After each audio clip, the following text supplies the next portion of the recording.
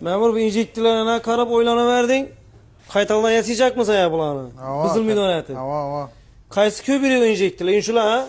Mers Euro 5. Mers, DAF, Euro 5. Euro 5, Euro 5, Volvo. 2 Euro 5.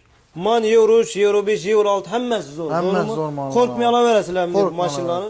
Euro 6 DAF bilan Euro 6 Mers Euro Euro 7 7 eng DAF injiq olmasa sistema. kerak.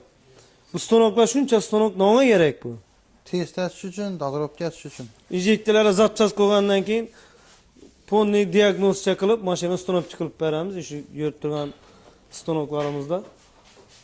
Mashina qo'ygandan keyin chek svetlari yanmaydi, tortish hammasi normalniy bo'ladi. Kimga shunday xizmatlar kerak bo'lsa, murojaat qilaverasizlar. Yana ko'rib turganingizdek, perigom injektor hamma turidan bor yana. Yana. Bu yana dekanchilik bo'ldi, kelaverasizlar. Yana toza injektorlarimiz ham bor yana. Tabii lehkoy maşinadan tushib, gruzoy mashina deng bor. Bir samolyotniki yo'q bu yerda, boshqa hamma o'ziniki bor.